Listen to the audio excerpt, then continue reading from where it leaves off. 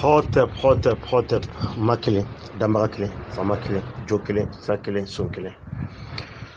Ko kanya joli, kanya saba, ka kelen di sama, ka kelen di duguma, ka kelen di an bɛnba sonomi jansa taw ma. Olu ka minɛ dɔ la, ko lase o seyɔrɔ la, ɲanfɛn jugu, ɲanfɛn ɲuman, den bɛ a fa nɔ dɔ, fa bɛ fana y'a fa nɔ dɔ. Siga tɛ min na, an bɛ an bɛnba mɔlɔmaw nɔ la, an bɛnba siniyɛlaw, an bɛnba mun ko ka ɲuman kɛ, ka ɲuman fɔ, ka juguman tɔ. An bɛnba mun ko mɔgɔya ye dafaɲɔgɔnya de ye, an bɛnba mun ko i bɛ wa mɔgɔ wɛrɛ bɛ. An bɛ an bɛnbaw de nɔ la, an bɛnba mun ye jɛlakaya sunkuma sindibaaw ye, an bɛ o bɛnbaw de nɔ la, an bɛ an bɛnbaw de nɔ la, an bɛnba mun kun sigilen bɛ sɔnɔmi dɔya kan, sɔnɔmi dɔya. O de ye ka sunkun tirini, ka mariko weleweleli ɲini kɔ dɔn, ka mariko ɲa ye, ka gbankunɲɔgɔnya kɛ, a man tɛ ka bila ɲɔgɔnya kɛ mari la sunkun kɔnɔ. An bɛ o bɛnbaw de nɔ la, an bɛ an bɛnbaw de nɔ la, an bɛnba mun siga foyi ti a ma ni olu ka kan, ni o bɛ ne ni aw da, ni an bɛ ɲɔgɔn ɲa ye o la, an bɛ an bɛnbaw de nɔ la. A man tɛ an bɛ gere min kan, olu mun ye gere in tu tigɛ, an bɛ o bɛnbaw de nɔ la, an bɛ an bɛnbaw de nɔ la. Kɔlɔ min couleur min bɛ ne ni aw la, an ye o sɔrɔ an bɛnba mun fɛ, an bɛ o bɛnbaw de nɔ la, ka kuru in karamɔgɔw fɔ, ka lamɛnnikɛlaw fɔ, ka lajɛnsɛnnikɛlaw fɔ, k'an kalanden ɲɔgɔn bɛɛ lajɛlen fɔ. N'aw balimakɛ de don, Modibo Hayidara, ka bɔ sɔgɔmada in na, ka dakunya fila fɔ walanda dɔ kan. Kɛrɛnkɛrɛnnenya la sɔnɔmi dɔya walanda. An balima golofindenw, an balima mandenkaw, an balima wangara mɔnsɔnw, an balima kamakaw, o bɛɛ fɔlen dɔ sɔgɔmada in na aw ka tumadaw la. An balimaw, an tɛ sɛgɛn, an tɛ ɲinɛ. Golofina fɛrɛkɛw fɔli la, an tɛ sɛgɛn, an tɛ ɲinɛ wulikajɔ la. An bɛ lihala min na, an bɛ kanabila sɔrɔ sira o sira fɛ, ko kanabila ɲini. Golofindenw, an tɛ sɛgɛn, an tɛ ɲinɛ. K'an balimaw lakunu, an balima mun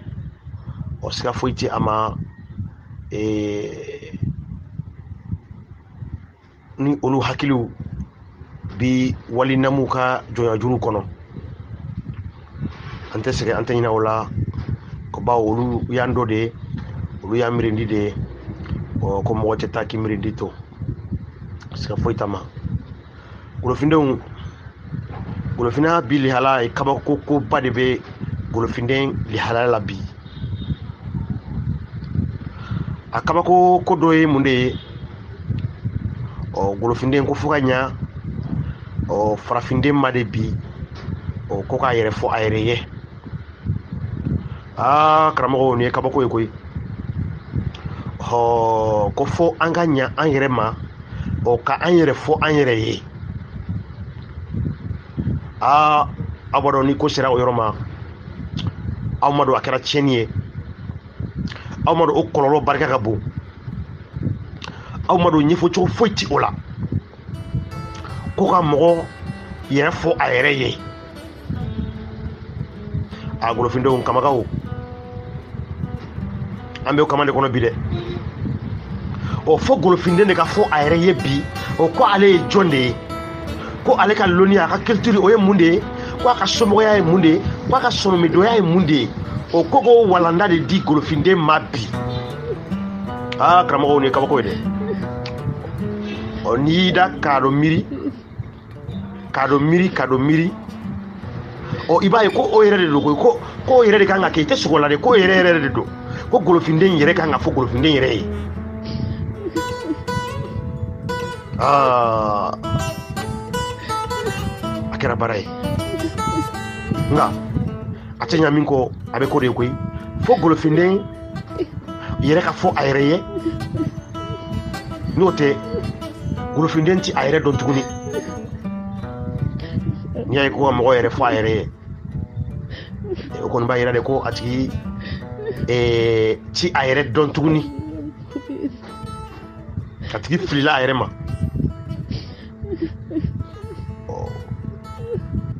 Kɛmɛtigiw ka kɛlɛ bɛ o dakun de la bi n'a y'a sɔrɔ ko golofunden tun b'a yɛrɛ dɔn siga foyi kun t'a ma an kun ma ɲɛsin kɛlɛ de ma an kun ma ɲɛsin baara de ma sa ka taa nka e tɛ se ka mɔgɔ la kunu e tɛ se ka mɔgɔ la i tɛ se k'i tɛgɛ di mɔgɔ bolo k'aw ka taa k'a sɔrɔ ale yɛrɛ ti a yɛrɛ cogo dɔn a t'a ka dofo dɔn a t'a bɔyɔrɔ dɔn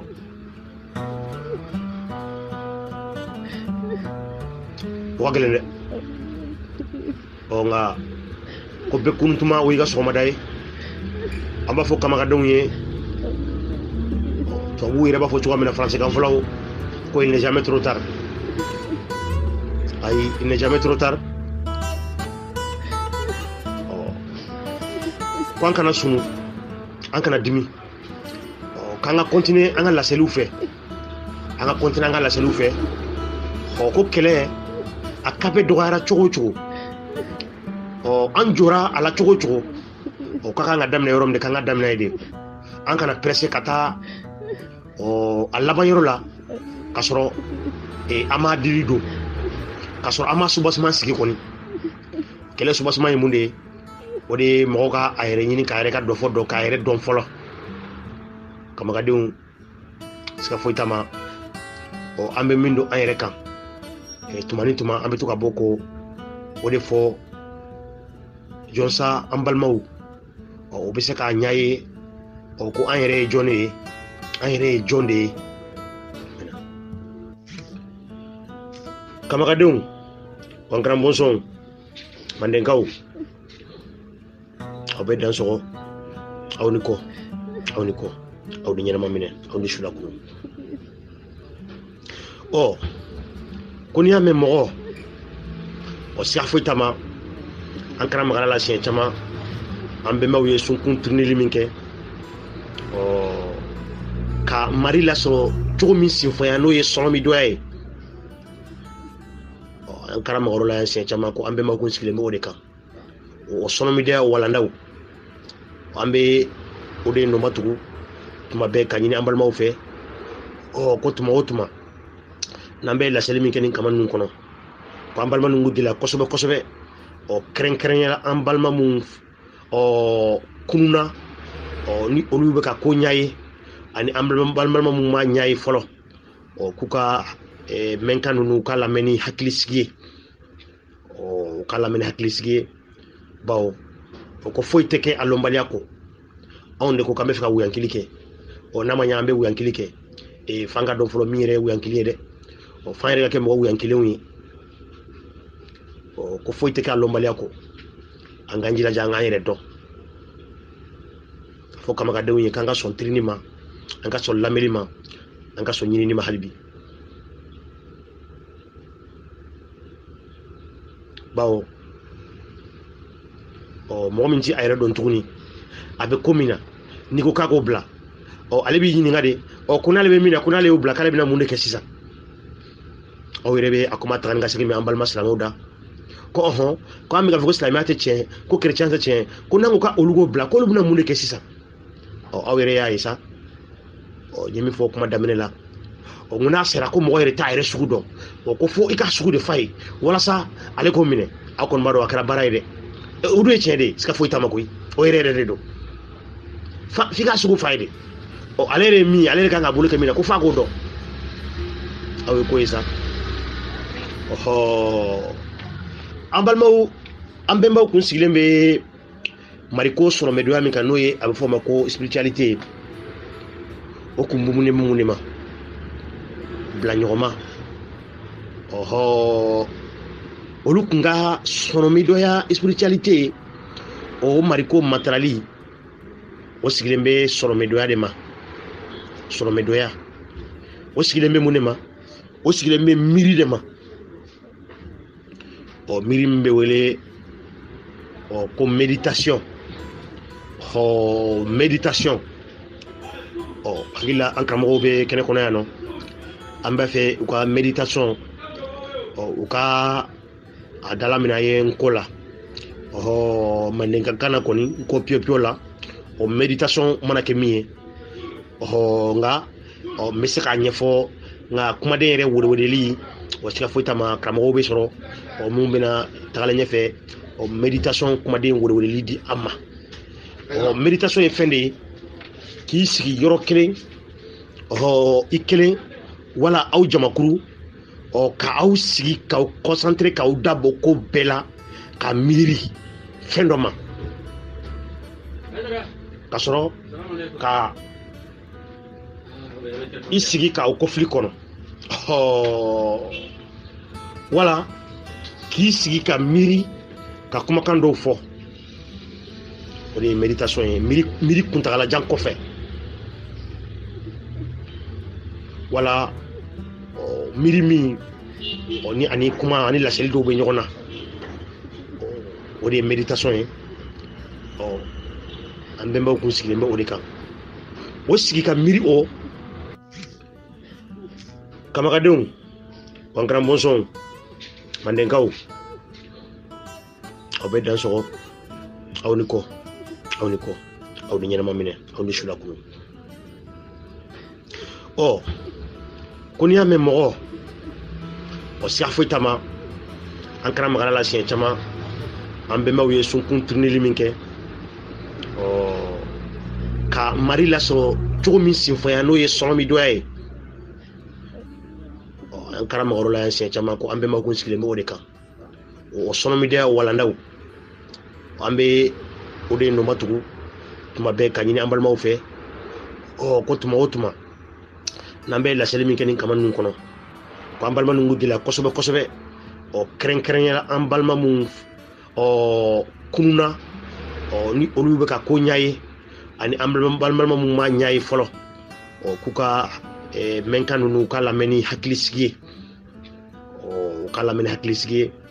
bawo ko foyi tɛ kɛ a lɔnbaliya kɔ anw de ko k'an bɛ fɛ ka wuyankili kɛ n'a ma ɲɛ an bɛ wuyankili kɛ f'an ka dɔn fɔlɔ min yɛrɛ ye wuyankili ye dɛ f'an yɛrɛ ka kɛ mɔgɔ wuyankilenw ye ko foyi tɛ kɛ a lɔnbaliya kɔ an k'an jilaja an k'an yɛrɛ dɔn fo kamakadenw ye k'an ka sɔn tirini ma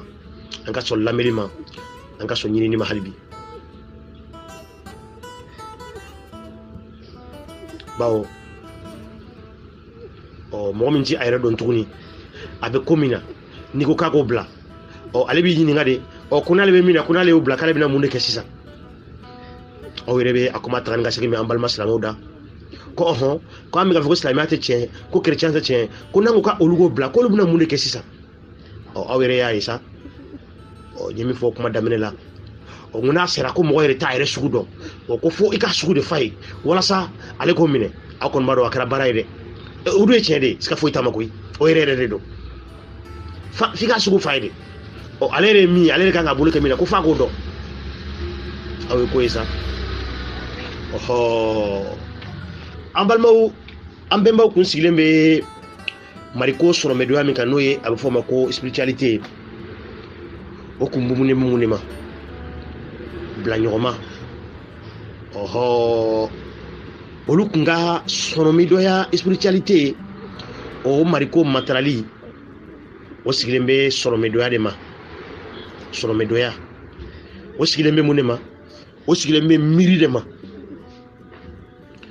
miiri min bɛ wele ko méditation méditation hakili la an karamɔgɔw bɛ kɛnɛ kɔnɔ yan nɔ an b'a fɛ u ka méditation u ka a dala mina ye nko la mandenka kana kɔni nko pio la méditation mana kɛ min ye nga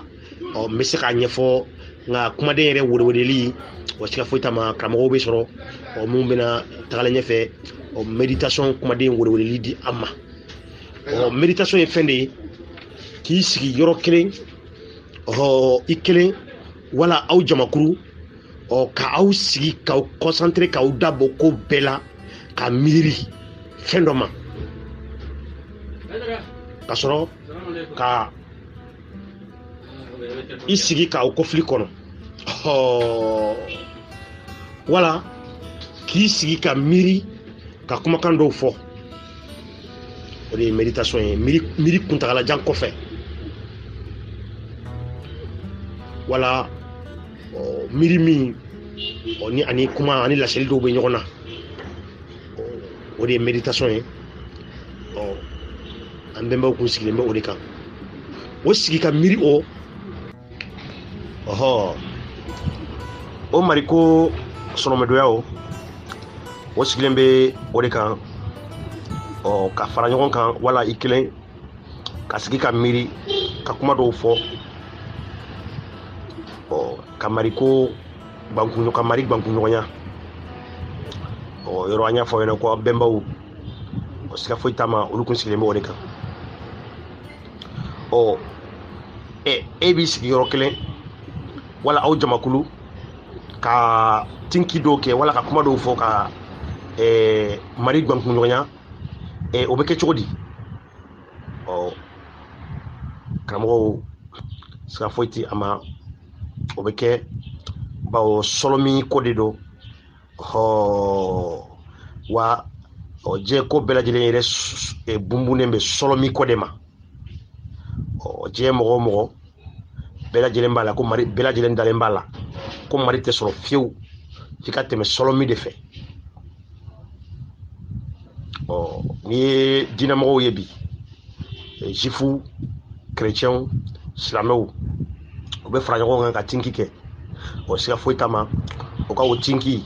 a sigilen bɛ sɔlɔmi ko de ma n'o ye esprit ye kɔni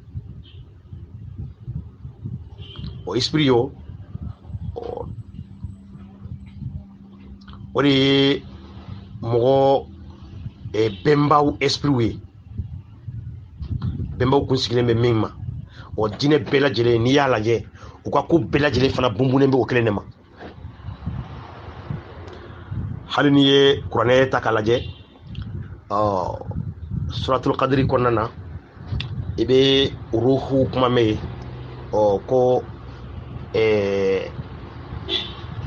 kuranɛ jigira ruhu silamɛw ka diinɛ ko kuranɛ jigira sunkalo fɛ ko mɛlɛkɛw bɛɛ lajɛlen bɛ jigin laylatul kadiri su ko wa ruhu fiha o ruhu o de ye sɔlɔmi ye ko hali o yɛrɛ bɛ jigin diinɛ kɔnɔ a b'a ye ko sɔlɔmi ko yɛrɛ de don chrétien diinɛ fana kɔnɔ i b'a mɛn ko saint esprit parce que foyi t'a ma o fana ye sɔlɔmi ko de ye ka fɔ aw ye ko hali diinɛ ninnu o fana sigilen bɛ sɔlɔmi ko de kan bawo an ye a fɔ aw ye yan walanda caman na n ko diinɛ ninnu u bɔra sɔlɔmi dɔya de la maa mun taara diinɛw créer u fɛ yen u nana a walandaw minɛ anw de fɛ yan an ka sɔlɔmi dɔya u taara o de interpréter u fɛ yen cogoya wɛrɛ la ni forme wɛrɛ ni ciden ko kumaw ni fɛnw ye ka sɔrɔ ka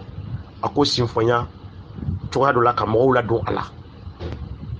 n'o tɛ diinɛ bɛɛ lajɛlen bɔra sɔlɔmi dɔya de kɔnɔ ka a labɛn ka bɛn u ka somɔgɔya ma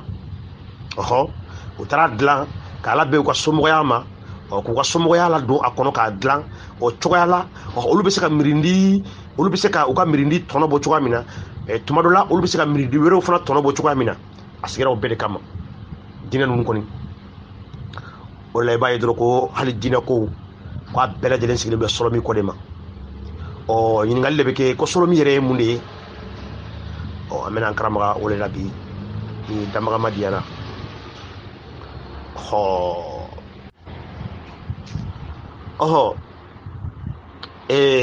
bɛnɲɔgɔnma sɔlɔmi mɔgɔ kelen bɛ tinki min kɛ o tinki o bɛ miiri o miiri bɛ fɛn mun dégager o bɛ effet mun dégager o effet in de bɛ yɛlɛ n'aw jama fana y'a kɛ aw jama ka danaya ko ye fɛn min ye o concentration aw bɛ concentration min kɛ aw bɛ miiri min kɛ wala aw bɛ kuma mun fɔ o kuma ninnu miiriw olu de bɛ yɛlɛ lamala ni aw bɛɛ ye silamɛ ye aw bɛɛ bɛ fara ɲɔgɔn kan ka tinki mun ni fɛn mun kɛ aw ka o silamɛya o diinɛ kɔnɔna na o miiriw de bɛ yɛlɛ ɲɔgɔn fɛ olu bɛ yɛlɛ olu bɛɛ bɛ taa ɲɔgɔn kunbɛn yɔrɔ kelen na chrétien fana ta bo cogoya la mɔgɔ mun fana sigilen b'u bɛnbaw ka kow kan olu mun ye miiriya kelen ye olu fana bɛɛ lajɛlen ka tinki u n'u ka miirinaw olu fana bɛ yɛlɛ o de bɛ taa fɛn dɔ dilan n'a bɛ f'o ma ko bɛnɲɔgɔnma sɔlɔmi o de bɛ wele ko égrégore bɛnɲɔgɔnma sɔlɔmi faransɛ la o de bɛ wele ko égrégore sɔlɔmiw caman farala ɲɔgɔn kan ka taa ɲɔgɔn kunbɛn yɔrɔ dɔ la o de ye égrégore ye bi an bɛna kuma o de dilancogo kan bɛnɲɔgɔnma sɔlɔmi dilancogo walima mun de ye bɛnɲɔgɔnma sɔlɔmi ye ni damaga ma diyanna qu'est-ce qu'un égrégore ko mun de ye bɛnɲɔgɔnma sɔlɔmi ye un égrégore est au départ une pensée qui prend forme quel que soit le sujet ko égrégore ye fɛn de ye miiri de don a kɛra cogo o cogo a miiri kɛra miiri sugu o sugu ye a kɛra miiri ɲuman ye sa o a kɛra miiri jugu ye sa o bɛnɲɔgɔnma sɔlɔmi o miiriw de don miiriw de farala ɲɔgɔn kan cette forme pensée va rejoindre une pensée collective qui lui ressemble et les deux vont se coller et en est appelé 10, 100, 1000 et cela devient une entité énergétique. Oh, il y a ça. Au pensée min filɛ o miiri min filɛ ye o de bɛ taa fara e kelen ka o miiriw o de bɛ taa fara miiri kuru dɔ kan ni e kelen ye silamɛ ye ni e donna so kɔnɔ ka tinki kɛ lamala e bɛ tinki min kɛ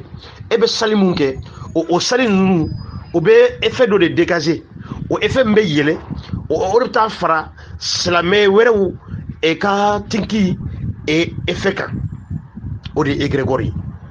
olu bɛɛ de bɛ taa fara ɲɔgɔn kan sisan ni olu o sɔlɔmi ninnu bɛɛ de taara fara ɲɔgɔn kan sisan o de bɛ kɛ égrégore énergétique ye o de bɛ kɛ sɔlɔmi golomilama ye o bɛ kɛ sɔlɔmiba ye sɔlɔmi min ni a golomilama don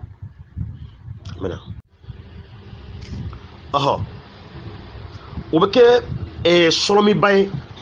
un égrégore est produit par un puissant courant de pensée collective lorsque plusieurs personnes se focalisent ensemble sur un même objet avec une même intensité, ils développent une énergie commune. O golomio,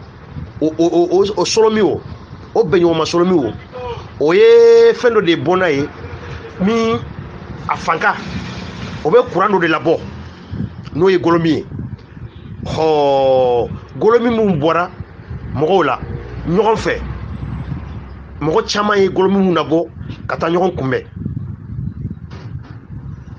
o kɛra kun min kan hamina ko min kan o kɛra dusukunna siri min kan o de bɛ fara ɲɔgɔn kan sisan ka wuruki ka énergie commune golomi jɛlaka golomi jɛlaka dɔ sindi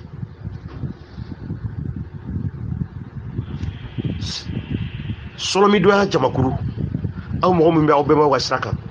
haman tɛ aw bɛ ka tinki aw bɛ ka fara ɲɔgɔn kan ka tinki aw bɛnbaw ka sira kan aw b'aw sigi ka concentration min kɛ o concentration minnu de bɛ yɛlɛ ɲɔgɔn fɛ ni olu yɛlɛla olu bɛɛ lajɛlen bɛ taa fara ɲɔgɔn kan yɔrɔ dɔ la n'olu taara fara ɲɔgɔn kan yɔrɔ dɔ la o de bɛ kɛ golomi dɔ ye o golomi o de ye golomi jɛlaka ye bawo ne ka miiri ani e ka miiri ani an jama jɛra ka miiri min kɛ ɲɔgɔn fɛ an ka o miiriw bɛ effet mun dégager o effet ninnu de bɛ yɛlɛ ka taa fara ɲɔgɔn kan ka taa kɛ énergie ba dɔ ye énergie min n'o ye an jɛ ye nous connaissons tous cet effet stimulant éprouvé lorsque l'homme partage avec d'autres un projet passionnant ou un moment fort, qu'il soit des bonnes nouvelles ou d'une catastrophe. Ama donc k'a fɔ ko o effet o bɛ yirali kɛ fɛn na fɛn min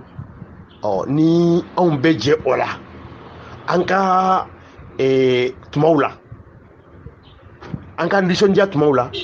ani an ka nisɔngoya tumaw la ani an ka kunnafoni duman tumaw la ani an ka bilando jugu wala an ka kasara jugu tumaw la alors que quel égrégore allons-nous créer ko o la an golofindenw an ka kan ka sɔlɔmi jumɛn de sinfonia anw yɛrɛ kan ka sɔlɔ min jumɛn de créer sisan an kan ka sɔlɔ min jumɛn de sindi sisan angolofindenw bawo yɔrɔ n bɔra k'a fɔ ye ko diinɛ ninnu jifuya chrétienya tubabuya silamɛya olu bɛɛ lajɛlen de faralen ɲɔgɔn kan cogoya dɔ la olu bɛɛ lajɛlen ka seliw n'u ka duwawu n'u ka sun ni fɛnw o effet bɛɛ de bɛ yɛlɛ ka taa fara ɲɔgɔn kan yɔrɔ dɔ la ka taa bɛnɲɔgɔnma sɔrɔ min dɔ créer o bɛnɲɔgɔnma sɔrɔ min olu bɛ o jiban de kɔrɔ an golofindenw anw fana kan ka bɛnɲɔgɔnma sɔrɔ min jumɛn de sinfɔnya bawo an bɔra an ka bɛnɲɔgɔnmaya sɔrɔ min minɛn kɔnɔ déjà ka don mɔgɔ wɛrɛw ka bɛnɲɔgɔnma sɔrɔ min minɛn kɔnɔ an y'a fɔ ye ko diinɛ ni fɛn bɛɛ lajɛlen ye bɛnba ko de ye maintenant hotep ko an kan ka bɛnɲɔgɔnma sɔrɔ min jumɛn de sindi bawo fɛn ti an bolo tuguni an donna walikow de la alors quel égrégore allons-nous créer an kan ka bɛnɲɔgɔnma sɔrɔ min jumɛn de sindi sa toutes nos pensées d'amour ou de colère vont créer ces courants à chacun de savoir ce qu'il veut voir fleurir dans son monde. O bɛnɲɔgɔnma sɔrɔ min wo ni an y'o min créer an ka miiriyaw kanu miiriyaw an ka dimi miiriyaw olu bɛna golomi dɔ sindi o golomi o de bɛna kɛ don anw fɛ anw ka kow bɛɛ la sa mɔgɔ bɛɛ lajɛlen haminanko sa haminanko min mana kɛ e la sa e ka bilaɲɔgɔnma sɔrɔ min an ka bilaɲɔgɔnma sɔrɔ min baw ye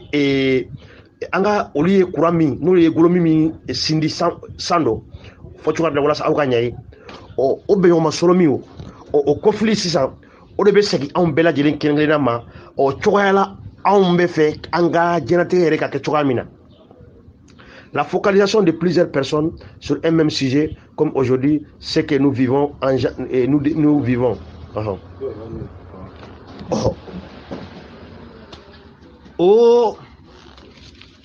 N'an ye anw tɛgɛw di ɲɔgɔn ma ko o bila ɲɔgɔn ma sɔrɔ min o sindi o bɛ gɔlɔmi min na bɔ o gɔlɔmi o de bɛ don anw bɛɛ lajɛlen fɛ an fɛ kow la an haminako bɔ ɲɔgɔnmaw la i b'a ye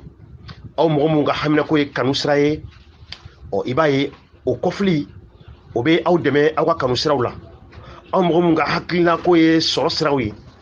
i b'a ye o gɔlɔmi o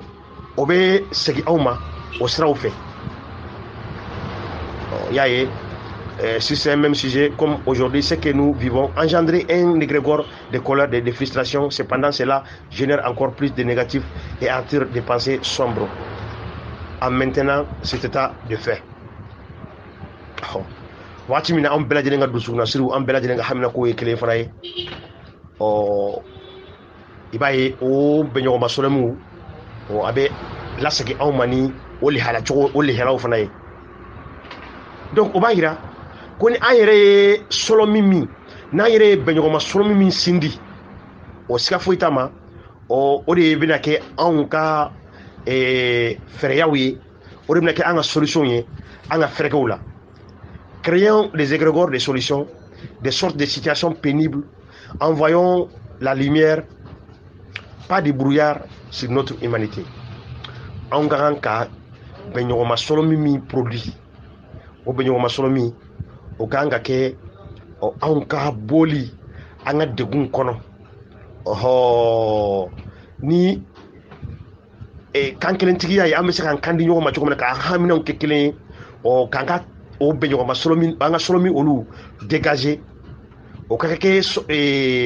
miiriyaw de ye miiriya minnu jɛlen don o miiriya ninnu ka kɛ yɛlɛn de ye o miiriya ninnu kana kɛ dibi ye fiyewu an ka mɔgɔya ma hɔtɛp maintenant o miirinaw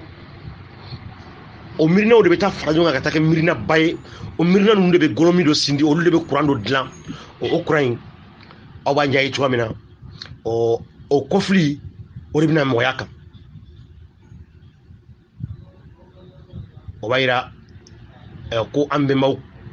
ye min fɔ Mati ka kurundu kɔnɔ siga foyi t'a ma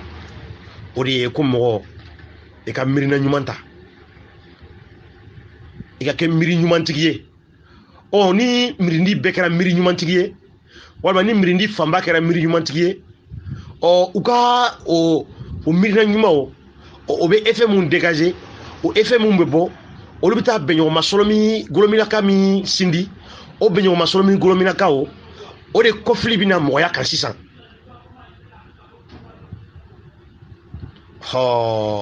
oui, tout est en train de se construire. Ce n'est ni simple, ni facile à vivre, cependant en restant dans un état d'esprit négatif de masse. Nous ne pouvons atteindre la paix en soi. Wakati mina mirindi famba, ka mirina jugu de. O mirina jugu, olu mun be bɔ, olu bɛ taa solomi, bɛɲɔgɔnma solomi min sindi, o bɛɲɔgɔnma solomi golomilaka min sindi, o bɛɲɔgɔnma solomi golomilaka o bɛ kɛ fɛn jugu de. O effet ni o bɛ na, o jugumanama de fana bɛ na. N'o kɛra, anw tɛ se ka balo daha la, anw tɛ se ka balo jo la. Créons des égrégores de joie, d'amour, de paix pour tous. C'est à cette condition que nous sortirons des marasmes ambiants. Kanga bɛɲɔgɔnma solomi de sindi, bɛɲɔgɔnma solomi min ni o bɛ anw permettre an ka bɛɲɔgɔnma solomi de produit bɛɲɔgɔnma solomi min n'o ye nisɔndiya, kanu, jo,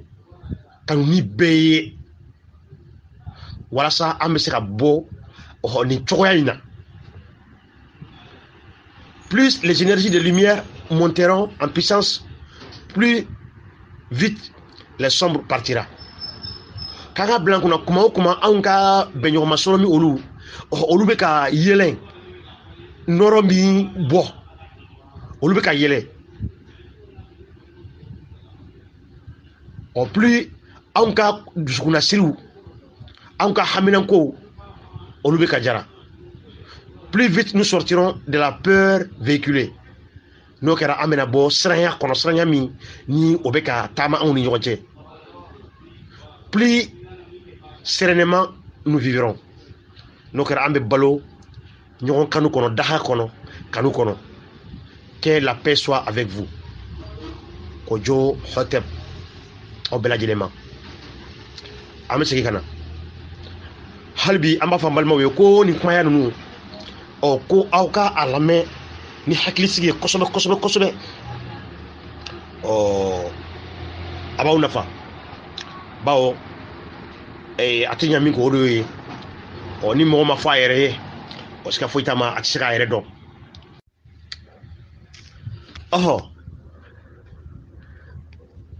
Comment créer une égrégore?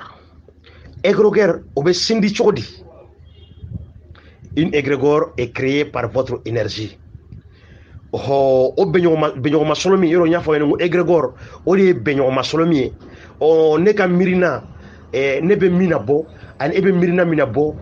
Ne ni hakilina kelenya, ne ni e hakilina kelenya min bɛ ne ni e ni ɲɔgɔn cɛ, walima ne ni e an bɛ ɲɔgɔn sɔrɔ ɲɔgɔn ɲa ye sira min kan, mariko sɔrɔ mɛdoya sira kan. O bɛ yɛlɛli min kɛ olu bɛ taa fara ɲɔgɔn kan ka taa bɛɲɔgɔnma solo min dɔ de créer. N ko bɛɲɔgɔnma solo min o de bɛ wele ko égrégore. O bɛɲɔgɔnma solo min o bɛ sindi cogo di? Ko o de bɛ sindi ni aw yɛrɛ ka énergie, aw yɛrɛ ka golomi min bɛ bɔ aw yɛrɛ la. Aw bɛ concentration min kɛ, aw bɛ kuma min kɛ, aw bɛ miiri min kɛ, o ye golomi dɔ de ye. Aw ka golomi de bɛ o dilan. O tɛ yen de, aw ka golomi min bɛ bɔ aw la o de bɛ o dilan yɔrɔ dɔ la yen. Aw b'a faamu cogo min na o de bɛ o dilan sanfɛ yen cogoya dɔ la. Lorsque vous croyez, vous dégagez une énergie dans le monde invisible. L'égrégore n'est que votre propre énergie qui peut vous revenir. C'est ce qu'elle appelle abusivement miracle. Wakati mina aw dalen bɛ fɛn dɔ la, o danaya in aw bɛ ka golomi dɔ de labɔ. O golomi o de bɛ taa fara ɲɔgɔn kan yɔrɔ la, yɔrɔ min ni e ni ne an si ɲɛ t'a la, an t'a ye an ɲɛ la. O bɛɲɔgɔnma solo min l'égrégore n'est que votre propre énergie. O bɛɲɔgɔnma solo min o ye aw yɛrɛ ka golomi de ye. Aw yɛrɛ golomi min bɔra aw yɛrɛ la koyi, min bɛ tila ka segin ka na aw ma o cogoya la ɲuman na wala cogoya cɛjugu la ni o bɛ wele ko miracle kabako ko kɔni bawo ni o sɔrɔmiw ko bɛ segin ka na i ma a bɛ don i ma i ka ɲinifɛnw olu bɛ ka a bɛ don i fɛ olu sɔrɔ cogo de la e b'o sɔrɔ cogo la min bɛ mɔgɔw kabakoya wa ni a juguman ko k'a bɛ na i ma cogoya dɔ la juguman sugu dɔ de bɛ e sɔrɔ walima aw ka sigi sɔrɔ cogoya dɔ la min yɛrɛ fana min bɛ aw kabakoya o de bɛ wele ko miracle.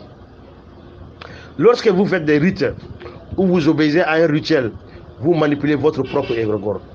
Waati min na ni aw bɛ k'a ka tinkiw kɛ waati min na n'aw bɛ k'a ka bateau kɛ a kɛra bateau sifa o sifa ye aw faralen ɲɔgɔn k'o bateau kɛ waati min na de aw ka bila aw kun na aw bɛ ka bɛnɲɔgɔnma sɔlɔmi dɔ de bila baara la waati min na n'aw taara fara ɲɔgɔn kan k'a bɛ k'a ka dankun sɔn dɛ waati min na aw bɛ ka dankun sɔn dɛ aw k'a dɔn k'a fɔ ko dankun sɔnnaw ka dankun sɔnnaw yɛrɛ ka dankun sɔnw u ye golomi min dilan golomi min bɔra u la o taara golomi sɔlɔmi bɛnɲɔgɔnma sɔlɔmi min dilan sanfɛ dɛ aw bɛ k'o de bila baara la bawo o de bɛna don aw fɛ sisan aw ka dankun sɔn in na n'a sɔrɔ aw ye silamɛ de waati min na aw taara fara misiri kɔnɔ aw bɛ seli la de aw bɛ ka seli mun kɛ aw bɛ ka duwawu mun kɛ dɛ aw ka da la selikɛlaw ye olu bɛ énergie mun dégager olu ka énergie ye sɔlɔmi min dilan dɛ o sɔlɔmi de aw bɛ k'o de bila baara la sisan aw cɛ de aw de bɛ ka sɔlɔmiw bila baara la. Lorsque vous appartenez à une religion, votre propre égrégore va s'additionner avec d'autres égrégores pour constituer une grande égrégore, appelée égrégore principale. Waati min na ni aw bɛ diinɛ dɔ la i k'a dɔn k'a fɔ ko aw bɛ ka golomi min na baara o golomi de bɛ taa fara o diinɛ i bɛ diinɛ min na o diinɛ mɔgɔ wɛrɛw fana golomi kan olu de bɛ golomi ba dɔ la dan o golomi in sisan olu bɛ taa fara ɲɔgɔn kan o golomiw ka bɛnɲɔgɔnma yɔrɔ in sisan o de égrégore principal ye n'o ye bɛnɲɔgɔnma sɔlɔmiba ye min bɛ a kɔfili sisan o bɛ na aw bɛɛ lajɛlen ma aw mɔgɔ ka sɔmɛdoya ye kelen ye o ko kan o kɔfili bɛ na aw bɛɛ lajɛlen ma. Le fait qu'il y a votre propre énergie dans cette énergie principale, vous pouvez être sujet à des manifestations spirituelles. Par exemple, si l'énergie de votre corps se met au même diapason que l'énergie de votre égrégore, votre propre égrégore se manifestera soit en une apparition, soit en un rêve, etc. O ko waati min na ni aw ka golomi ani golomi bɛnɲɔgɔnma sɔlɔmi ba in ni o kɛra kelen ye o waati la aw ka sɔlɔmidoya lamala aw farikolo ani aw cogoya o bɛ golomi min na bɔ o golomi o de bɛ na labaara e la sisan cogoya min kɛnɛ kan wala sugɔ la cogoya bɛɛ la waati min na ni e ka gankunɲɔgɔnya sɔrɔ min ani e ka cogoya ni olu nana bɛnna ɲɔgɔn ma a bɛ komi kuran de don quoi o de la an bɛ k'a fɔ ko golomi bawo kuranna baara de don n'a ma fɔ tan a ti faamu a ka baara lama de komi kuran o de la an bɛ k'a fɔ golomi ceux qui ont créé des religions des récents mouvements religieux sont des personnes qui ont compris que la foi ou la croyance dégage une énergie qui se transforme en une égrégore. Diinɛ laban ninnu bɛna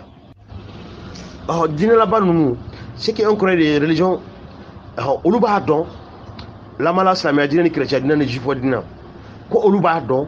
tinki olu bɛ tinki mun kɛ a kɔrɔ ye min ye o tinkiw de olu de bɛ bɔ ka fara ɲɔgɔn kan ka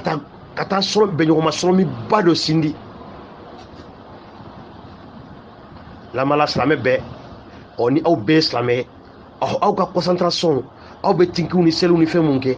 olu de bɛ fara ɲɔgɔn kan ka taa golomiba dɔ dilan diinɛtigiw b'o kalama. Le fait qu'il y a plusieurs égrégores sur la planète Terre, selon les différentes croyances, les énergies de ces égrégores sont en lutte contre elles, guidées par les énergies venant des intentions des personnes associées. Koko mi diɲɛ kɔnɔ mɔgɔw ka danaya ko ka ca n'o kɛra bɛnɲɔgɔnma sɔrɔ min fana bɛ caya diɲɛ kɔnɔ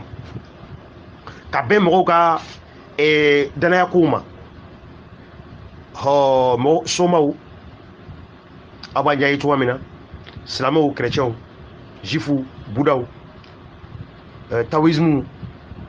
hindouisme olu bɛɛ lajɛlen ka bɛnɲɔgɔnma sɔrɔmiw de bɛ yen o bɛnɲɔgɔnma sɔrɔmiw bɛɛ lajɛlen bɛ yen i b'a ye o bɛnɲɔgɔnma sɔrɔmiw yɛrɛ dama de bɛ bila ɲɔgɔn na sisan bawo fankamaya de bɛ na sisan min fanka mana bonya donc n t'a dɔn n'a y'a sɔrɔ kuma ninnu bɛ ɲa ye hama tɛ aw jama ka ca ka aw concentré k'aw ka sɔrɔmidonya kɛ o sɔrɔmidonya bɛ bɛnɲɔgɔnma sɔrɔmi min sindi de o bɛnɲɔgɔnma sɔrɔmi de o de bɛ kɛ sɔrɔmiba ye ka bɛn aw yɛrɛ jama caya ma ni aw ka jama ka ca ka se yɔrɔ min ma aw ka bɛnɲɔgɔnma sɔrɔmi o bɛ bonya ka se o yɔrɔ de ma ni o bonyana ka se o yɔrɔ ma o bɛnɲɔgɔnma sɔrɔmi yɛrɛ dama ni ɲɔgɔn cɛ min ka bon ni min ye sa i b'a ye o kɔfiliw o de bɛna mɔgɔya kan tuguni olu yɛrɛ dama de bɛ ɲɔgɔn sama sama sisan aw b'a faamu cogo dɔ o yɛrɛ dama de bɛ kɛlɛ sisan il y a rien de Dieu là-dedans la spiritualité africaine note que Dieu n'agit pas car il ne prend pas position sur des histoires des hommes, il est impartial. K'a fɔ ko ala ko de don ko ala de bɛna anw dɛmɛ cogoya dɔ la walima ko ala de bɛna fɛn dɔ kɛ ayi ala ka foyi tɛ diɲɛlatigɛ ko foyi la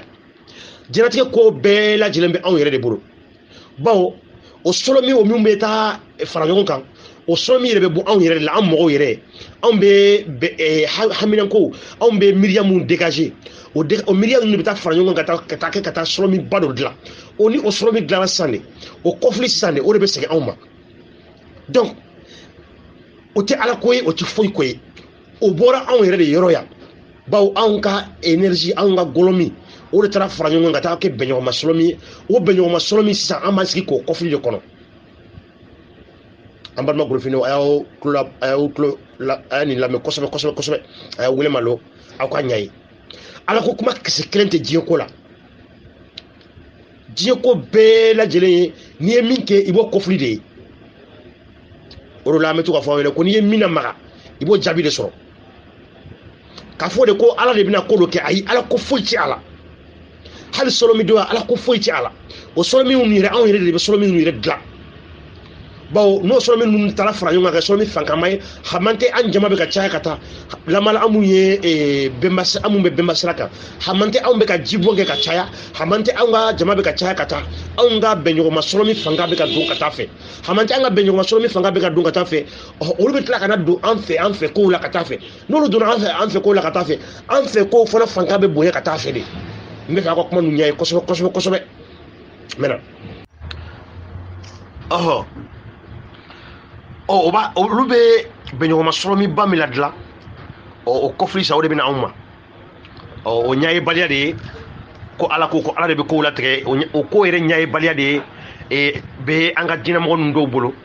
ko ala de bɛ kow bɛɛ latigɛ ala de b'a kɛ tan ala de b'a kɛ tan k'a sɔrɔ diinɛ ninnu yɛrɛ sindibagaw siga foyi t'a ma mɔgɔ minnu yɛrɛ ye diinɛ ninnu créé chrétien silamɛya jifuya a créé bagaw de u bɛ dɔ kalama sɔrɔmi ko la o de y'u bila ka diinɛ ninnu créé ka mun de fɔ ko danbagama ko de don ko danbagama kumakan de don k'a sɔrɔ o tɛ fiyewu diinɛ sinfonyabagaw bɛ dɔ kalama sɔrɔmi ko la bawo u b'a dɔn en tant que olu ka nin haminako ninnu olu ka nin laseli ninnu bɛ ka u bɛ ka laseliw kɛ mɔgɔw ye en tant que mɔgɔw bɛ ka don o la o mɔgɔw n'u donna o bɛ énergie mun dégager de o énergie min bɛ bɛnɲɔgɔnma sɔrɔmi min dilan sanfɛ de o bɛnɲɔgɔnma sɔrɔmi de o kɔfili o de bɛ na olu kan sisan diinɛmɔgɔw bɛ diinɛ in sindibagaw u bɛ dɔ kalama sɔrɔmi ko la hali n'a y'a sɔrɔ diinɛmɔgɔ yɛrɛ fanba bi silamɛ fanba chrétien fanba u tɛ fɛn kalama esprit ko la bi nka a sindibagaw olu b'a kalama bawo u y'a sindi ni nin base de ye lorsque une personne croit en Jésus par exemple elle dégage une énergie qui devient une égrégore du nom de Jésus il y a donc autant d'égrégores de Jésus qu'autant de croyants en lui ni aw mɔgɔ min bɛ da Jésus la n'o ye Isa ye Nabila Isa aw bɛ énergie min dégager aw bɛ golomi min dégager o golomi ninnu olu de bɛ taa fara mɔgɔ golomi kan mɔgɔ wɛrɛ mun dalen bɛ Jésus la o golomi ninnu bɛɛ de bɛ fara ɲɔgɔn kan ka kɛ énergie ba dɔ ye n'a fɔ o ma ko bɛnɲɔgɔnma sɔrɔmi Toutes ces égrégores du nom de Jésus sont différentes, mais sont associées quand les personnes sont la même foi ou croyance en lui. Et pour final, il s'est créé une grande égrégore du nom de Jésus, égrégore principal composé de chaque égrégore individuel. Yaïsa. Au Jésus ça. Auka o énergie nous au mimbaula. Oh halna soro auka trasa te clé ko. En tant que au bedale me Jésus ko la. O bede be fara nyonga sa ka solomi badoyi. Au solomi ba au bor au bela jelen klingele na odila. Cette grande égrégore associée du nom de Jésus est différente des autres grandes égrégores associées du même nom de Jésus lorsque deux ou plusieurs croyances sur Jésus soient différentes. Aux chrétiens, chrétien, catholique ni protestant on est témoin de Jéhovah olu be kelengele na fana ka benyo ma solomi do be no o benyo ma solomi fana be kelengele na beta fara benyo ma solomi bado kan no ye Jésus ka benyo ma solomi ba ere sisa ya isa ba o ya bena jelen gal danaya kunche yorodi nga amu ye témoin de Jéhovah il va sur aw de ka hamina o kelen aw de ka yecho o kelen aw ka fara ɲɔgɔn kan aw be énergie min dégager aw ka prière la aw ka tinku la o be ta solomi be ɲɔgɔn ma solomi do créer o be ɲɔgɔn ma solomi oni catholique ta te kelen oni témoin de Jéhovah ta te kelen nga o olu be ɲɔgɔn ma solomi ba saba comme ye lama da silamɛya chrétien ta sara o saba kan o be ɲɔgɔn ma solomi ba saba o sa olu fana bɛɛ lajɛlen ta ɲɔgɔn kun be ɲɔgɔn ma solomi ba do la min ye Jésus yɛrɛ ye sisan aw ye Aïssa ko dinɛ mun ye dinɛ mɔgɔ mun ye dinɛ nun créé k'u bɛ dɔ kalama solomi ko la wa a créé bagaw kɔni a bɛ min bolo sisan ko t'olu ma dɛ hali n'a sɔrɔ kelen-kelennin bɛ u la mun bɛ dɔ kalama solomi ko la nka a créé bagaw olu bɛ dɔ kalama esprit ko la u bɛ dɔ kalama la bawo u nana walanda in minɛ an bɛnbaw de bolo yan kama hali n'a y'a sɔrɔ u ma walanda in ba bɛ ka ɲa sira foyi t'a ma u bɛ dɔ dɔn a la mɛna hɔtɛf kalanden ɲɛfɔli don ani ni dakun ninnu fana i komi aw yɛrɛ b'a kalama cogo min na solomi dɔya a dakun mako bɛ hakili jagabɔba de la ani miiriba ni kalandenya farala o kan an b'a jigiya aw fana ye hakili kisɛtigiw de ye aw bɛna ɲa ye donc ni les apparitions individuelles de Jésus sont cette grande égrégore associée au nom de Jésus est différente des autres. Les apparitions individuelles de Jésus sont une récupération de sa propre énergie venant de la grande égrégore. C'est ce qui est habituellement appelé monde surnaturel.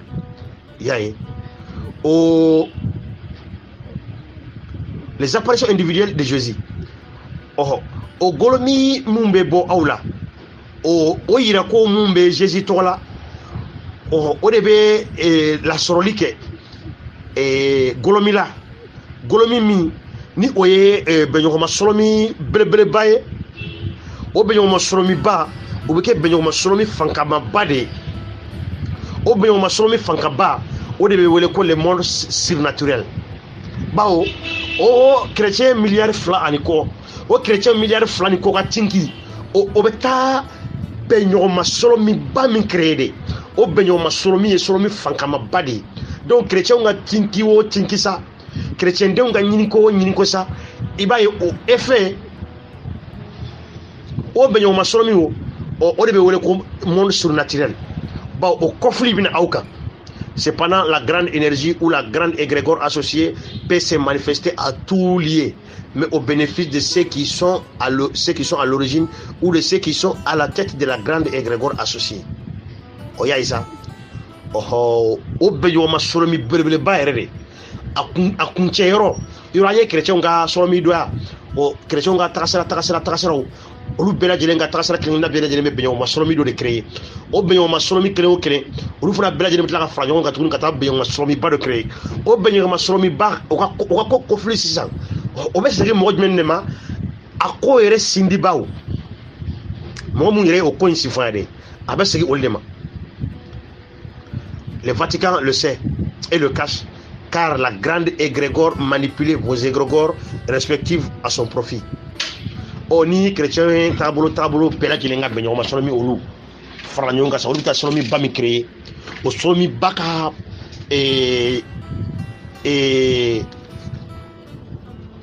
nona sigi sa walma o solomi babena do mo mum fesa o de benyo ma solomi o de o solomi do anyere o de croyance nyere sindi braw a conflit sisan o de bo santi o ni e ko ni Vatican nyinga la bala chrétien tala ni Vatican nyinga o papu mu meno be do kala mala solomi ko la olu ba nyefo wina nga utuna nyefo. Lorsque vous adhérez à une religion, vous nourrissez la grande égrégore associée de cette religion. Plus vous êtes nombreux, plus l'égrégore associé grandit. Quand on a dîner au dîner, ça a donné, on a énergie, on a golomi mu na baoula, o golomi bita fara au dîner mo bela jile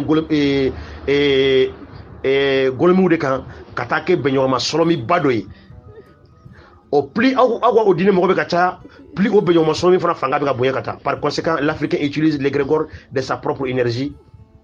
pour nourrir la grande égrégore associée des ancêtres des autres communautés qui sont à son origine et qui est associée au peuple descendant de ceux qui sont à son origine, au détriment bien entendu de sa propre communauté noire ou afro. Oh, niyo o lamainaje. Oh, anka mirindi famba golofinde famba bela jilembe o wali dine nun de labi. Donc on be tinki, on be golomi fefena bo anyela. O golomi bela jilembe ta frayon kan ka ke golomi bay o golomi bay sisan o bita golomi benyoma golomi ba mi sindi o benyoma golomi ba o san o conflit sisan o ambe o dinamuna o dina mirindi de be o tonobo o korode ko farafin ambe ka golomi fefe la bara wali namu konana ambe ka wali c'est comme ambe ka barake wali modi. Par exemple, le musulman africain dépense leur énergie qui est leur propre égrégore pour nourrir la grande égrégore associée aux ancêtres arabes via l'islam. Et l'amala slaméo o le ka golomi minabo o golomi o le ka barao barake o le ka golomi énergie labo o énergie o be ka arabu bembaw o ka énergie de balo parce que arabu bembaw ka benyo masolomi mo ni c'est la slamia ni islamé o ebe tinki fefenke ça c'est que arabu bembaw ka blanyo masolomi o ebe ka ore balo ebe ka ore la balo bon nya fa ngo benyo masolomi an yere de badla mo yere de badla o benyo masolomi abo min glane o de bitla ka segi awma ka do aw fe ko la ka tla ka do aw ni aw ko ni nyonche o ni ma me islamé au cours de ki ebe ka et arabou bemba ou kasolomi de la balo. Idem pour les Africains catholiques, protestants, évangéliques, hindouistes, etc. Mo ni ebe dina dinala, sika fo itam o dina intiude, o dina insindi bawde, o lu ka fen dlanende, o ebe ka o solomi de fankado. La religion est une croyance basée sur des spéculations et non sur le fait historique. C'est votre propre croyance qui dégage votre énergie et cette énergie est votre égrégore. Awga danay awire dara be femina awga danay inde be golomi min glande o golomi o solomi benyo ma solomi de o de awire fankay awga benyo ma solomi de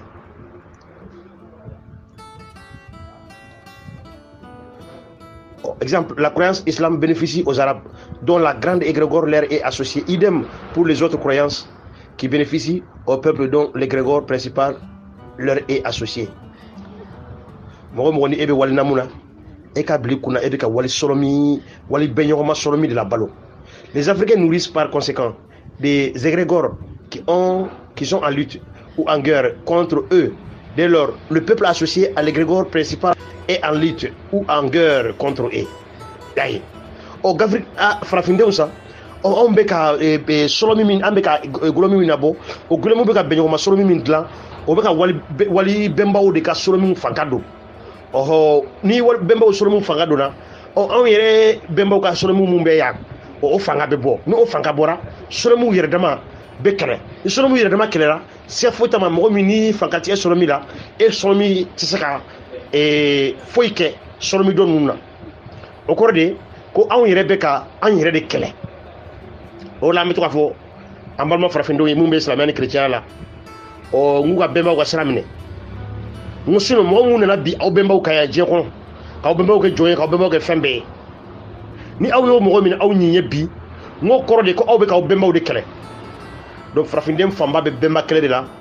u bɛ k'u bɛnbaw de kɛlɛ ka sɔrɔ u t'a kalama an bɛ k'an bɛnbaw kɛlɛ dans le monde physique an bɛ k'an bɛnbaw kɛlɛ dans le monde métaphysique c'est-à-dire monde individuel monde invisuel aw y'a ye sa Kabo Chouadela, ainsi les Africains se sacrifient pour rien dans les égrégores principaux attachés au peuple associé. Oko Frafouno me gouille c'est fou de là. Bon, au lieu ka bara barake physique là, ou ka bara barake mon métaphysique là, a bet tono avec un bo et mo de ou ka barake mo mou. Nous arabes et chrétiens. Sachant que l'égrégore principal, c'est l'égrégore la plus puissante, dont les Africains contribuent majoritairement à sa puissance. Tout comme si les Africains n'étaient que des pauvres esclaves qui sont sur la planète uniquement pour dépenser leur énergie pour d'autres communautés. Quand comme Golofinde, qu'on est bien qu'on a entendron et comme et Moro Blasra Baga,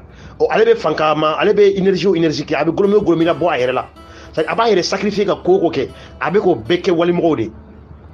C'est-à-dire comme allez Bara Beke Walimrode quoi. Halanga tinkiu o beta e benyo masolomi mingla o benyo masolomi e wali bemba diga e benyo masolomi donc au conflit ça wali bemba de wali bemba bona de bo otono soro au ko kumate. La nécessité de créer un égrégore noir ou afro et de la faire nourrir par les noirs eux-mêmes jusqu'à la rendre très puissante ne plus que jamais indispensable. Ne plus que jamais indispensable. O ko frafundo ne kan ka fereke sa nin ko nu nyaayelen ko fe ka fereke ku tegeri nyoma ku bembaw jansa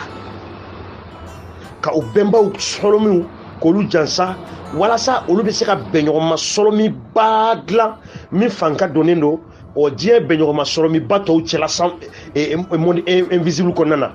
no kera olu be segi kana do an fe ko la taru na so abenyaye bu findem be de kan ka fra nyon kan ka tinki ke ambemba uye ka ambe énergie mun dégager o énergie ne be franyo ka benyo ma solomi do dla no égrégore principal o égrégore principal sisan o conflit de be na on ma sisan o no kera arabu bemba o luka égrégore be o islamia to abu bemba o luka chrétien bemba o luka égrégore be o chrétien jifu fana tabe donc o le ko taw fankado ambe ka fara o luka ko taw fankado sare nga fara oluka kuluta oluka egrégore oluka solomi benyoma solomi fankado munde la antese ka on yere ka benyoma solomi fankado aw ya isawa o halna so be monde invisible ko doni o nga abe famu ka foko kan ka damine yande ho ko chodi les religions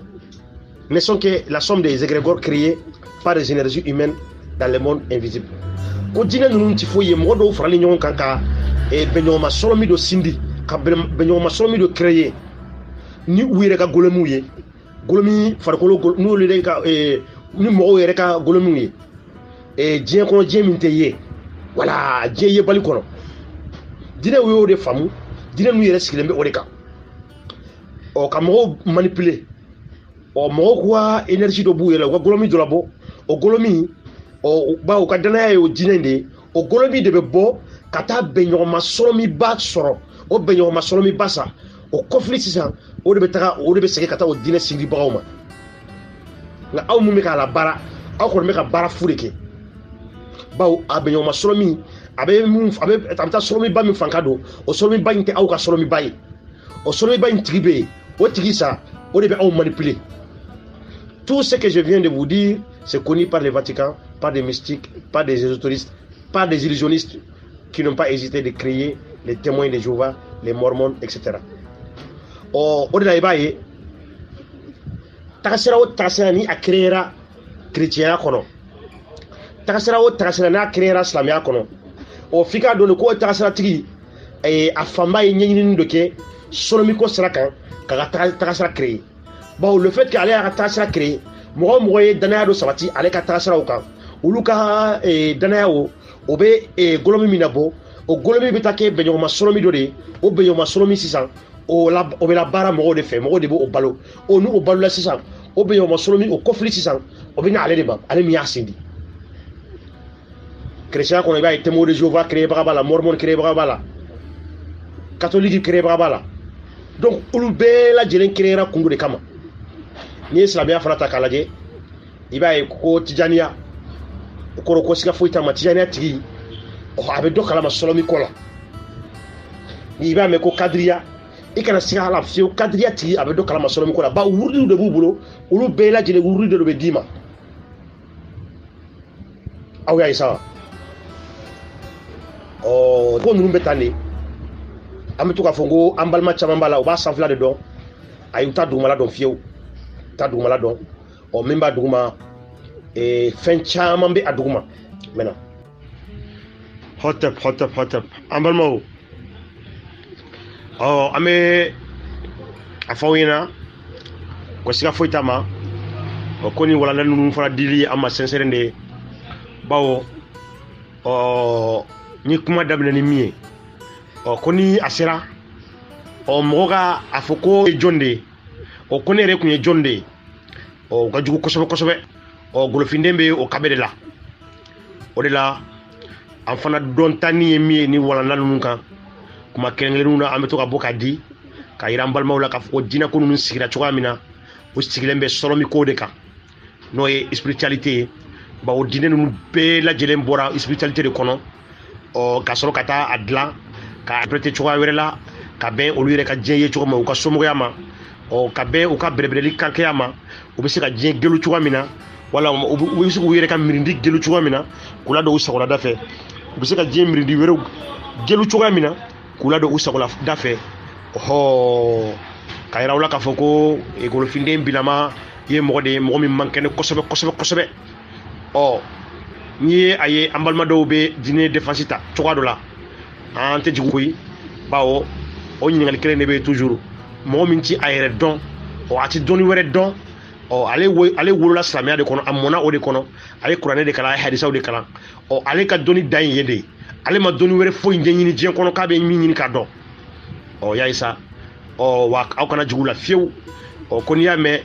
ko n tɛ nin fɛ n tɛ nin fɛ 120 de yɛrɛ la an ka mirindi fanba moyira silamɛya kɔnɔ u ti foyi kɛla ma dɔ wɛrɛ la ni i nana bi ko u ka segin u bɛnbaw ka sira ma a fanba b'i ɲininka de ko k'an bɛnbaw ka sira ye jumɛn de ye